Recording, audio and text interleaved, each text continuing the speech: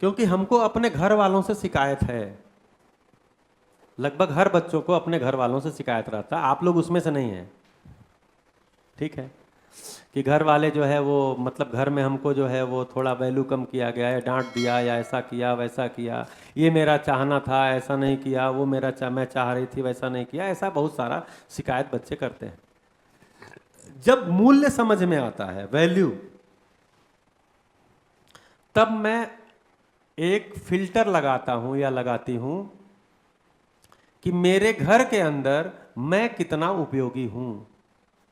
बस वहीं से जिंदगी का उदय शुरू हो जाता है। जिस दिन ये फिल्टर लग गया कि मैं दूसरे को वैल्यू पूछ रहा हूं, ये कर रहे हैं, वो कर रहे हैं, गिला शिकवा शिकायत, गिला शिकवा शिकायत, इसमें आप दिन रात लगे रह सकते हैं, कोई दिक्कत नहीं है, मजा भी आता है। जानती हो उनके बारे में वो क्या कह रहे थे, ऐसे ऐसे बोल रहे थे, तुमको पता है? ये मजेदार गेम है कि नहीं है ना? इसमें मजा आता है, लेकिन इसमें उपलब्धि कुछ भी नहीं है। अंत में वो निगेटिविटी सारी आपके अंदर आ जाती है। पॉजिटिविटी क्या है?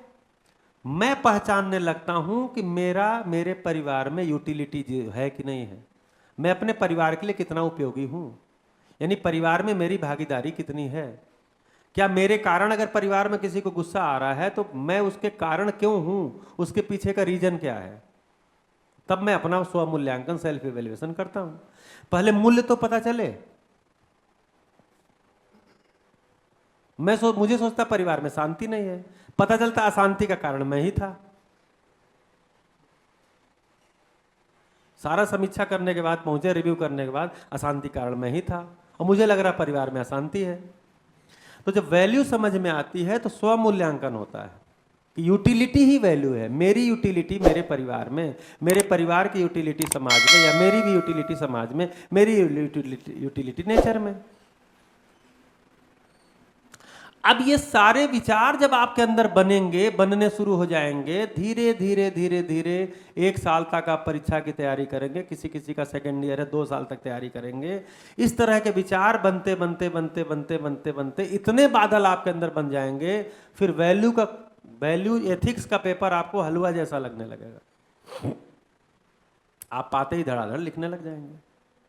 लेकिन आप सोचेंगे एग्जाम के 1 महीने पहले मैं वैल्यू पढ़ लूंगा, बस हो जाएगा। तो ये रटने की चीज नहीं है। इसलिए मैं शुरू में बोला था, बादल बनाना पड़ता है।